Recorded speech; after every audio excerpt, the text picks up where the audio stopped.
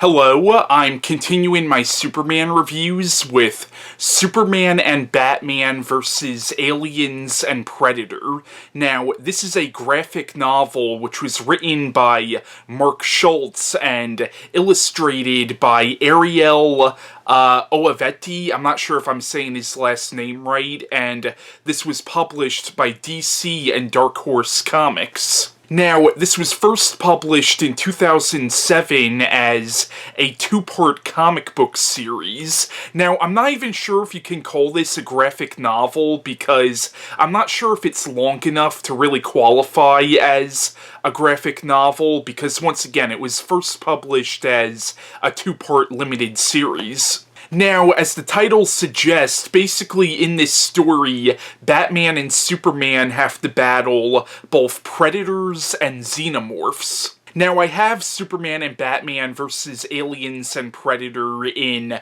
this collection right here, which features a bunch of DC stories that feature the xenomorphs. Now, prior to this, there were actually 3 Batman graphic novels in which Batman battled the Predator from the Predator franchise. There's also, I believe, 2 Batman graphic novels in which Batman battled the Xenomorphs from the Aliens franchise. And prior to this, there were also Superman vs. Predator comics and Superman vs. Alien comics. So in this book, Batman and Superman team up and take on both the aliens and the predators. Now, the plot of this book is it begins where Batman is investigating something going on in Gotham City, and then all of a sudden he runs across a couple of predators, and at the same time, Superman is investigating something going on in Metropolis, and then he runs across a couple of predators as well. Later on in the story, Clark Kent and Lois Lane end up getting sent by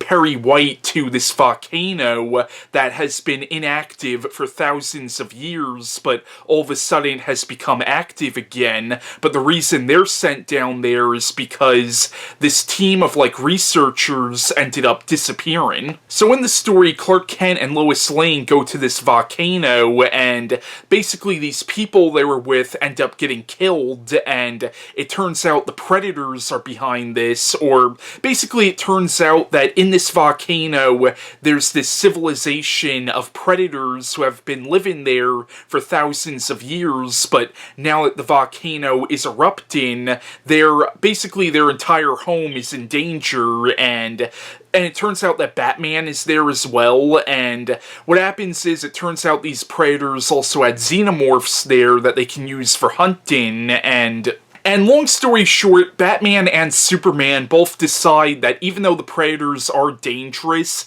they still don't deserve to die, so Superman ends up, Batman manages to learn the Predator's language, and he communicates with them, telling them that Superman will be able to get them back into space. But as you can imagine, even though Batman and Superman are trying to help the Predators really do not make it easy for them. And of course, the Xenomorphs get involved, and this only makes matters worse. Now, Batman and Superman vs. Aliens and Predator was an enjoyable graphic novel. It definitely wasn't bad. At the same time, though, there were certain decisions that Superman made in this story that I honestly thought was kind of stupid, and even Batman in the story thinks they're stupid as well, because basically Superman, he loads all the predators into his Fortress of Solitude, which he managed to take all the way to this volcano, but he also decides to put the xenomorphs in there as well, and Batman's like, "Are you nuts?" And even as I was reading this, yeah, is he nuts? And Superman's logic behind it is the xenomorphs are still living things, and he refuses to just let them die in this volcano, even though they are dangerous, but still, the the xenomorphs are creatures that have the power to pretty much destroy the entire human race because they're a parasitic alien race, and also, like, just taking them into the Fortress of Solitude is kind of begging for trouble, and of course there is trouble involved with this. So in the story, Superman makes a lot of really stupid decisions. At the same time, though, it does kind of fit in with what Superman's moral code is supposed to be.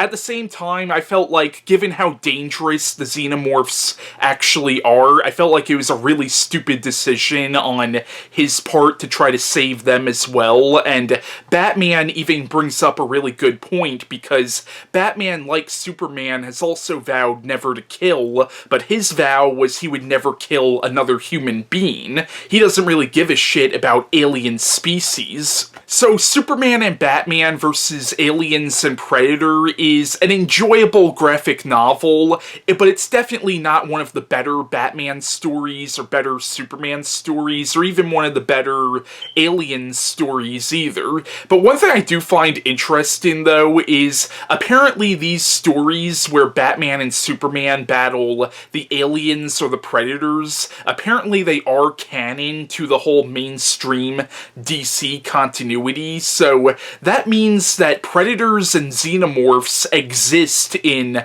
the DC universe. I feel like they should use these characters more in the DC universe, in my opinion. So yeah, that's my review on Superman and Batman versus Aliens and Predator, and bye.